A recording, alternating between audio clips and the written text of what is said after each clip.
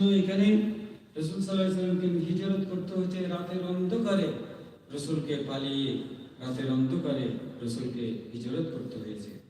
এবং সেখানে হিজরত করে আবার সেখানে তিনি শান্তিতে থাকেন নাই, বরং 13টা বছর রাসূল সাল্লাল্লাহু আলাইহি ওয়াসাল্লামকে অন্তত 40টার উপরে তাকে যুদ্ধ করতে হয়েছে।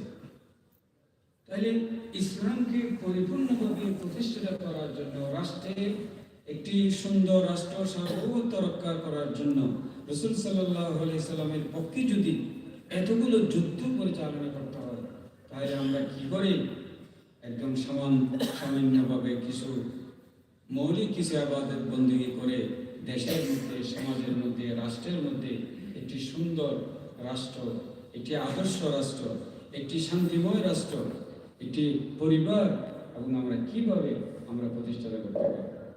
সেজন্য আল্লাহ সুবহানাহু ওয়া তাআলার পক্ষ থেকে যখন এই সুযোগ আসে, আল্লাহ সুবহানাহু ওয়া তাআলা তখন তাদেরকে এই বিজয় দান করেন। যখন তারা ত্যাগ, কোরবানি, সমস্ত কিছু রক্ত, ত্যাগ, কোরবানি যখন দিয়ে আল্লাহর সামনে পেশ করেন, তখন আল্লাহর পক্ষ থেকে তাদের জন্য সেই বিনিময়ে আল্লাহ তাদেরকে এই সাহায্য এবং বিজয় আল্লাহ সুবহানাহু ওয়া তাআলা তাদেরকে দান করে।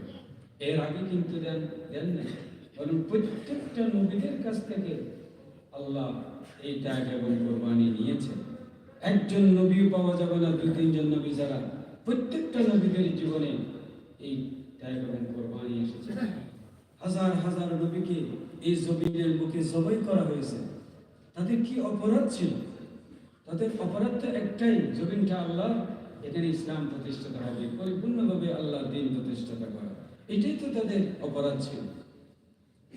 আল্লাহ পাক সুবহানাহু ওয়া তাআলা এই নবীদের কাছ থেকে এই ত্যাগ এবং কোরবানি নিয়েছেন। তাহলে আমরা কেমনে ত্যাগ এবং কোরবানি ব্যতীত একটি সুন্দর সমাজ, রাষ্ট্র আমরা প্রতিষ্ঠিত করতে পারবো এবং ইসলামকে পরিপূর্ণভাবে কায়েম করতে পারবো?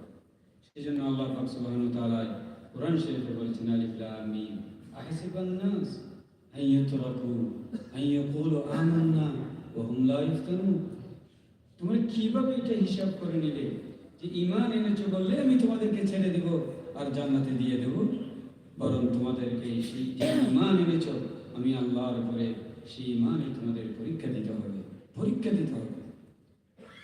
দুনিয়ার একটা পরীক্ষা ছাড়া একটা সার্টিফিকেট আমরা পাই না।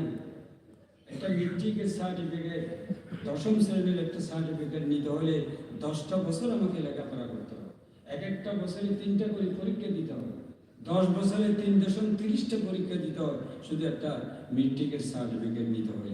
আর ওই সার্টিফিকেটের কোনো দাম নাই, কোনো জায়গায় চাকরি পাওয়া যায় না। তাহলে সামান্য একটা চাকরির জন্য একটা ভালো একটা পরীক্ষা আমাকে দিতে হয়, ভালো জায়গায় আমাকে উত্তীর্ণ হতে হবে। তাহলে আল্লাহ পাক সুবহানাহু ওয়া তাআলা সেজন্য বলছেন, কেমন করে হিসাব করলে ঈমান এনেছে বললেই তোমাদেরকে ছেড়ে দেওয়া হবে আর সেই ঈমানের পরীক্ষা দিতে হবে?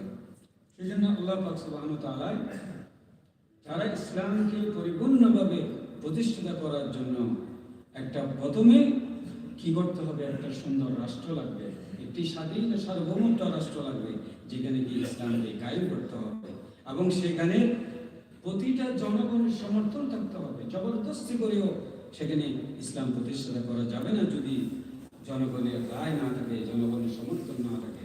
জবরদস্তি করে সেখানেও ইসলাম প্রতিষ্ঠা করা যাবে না।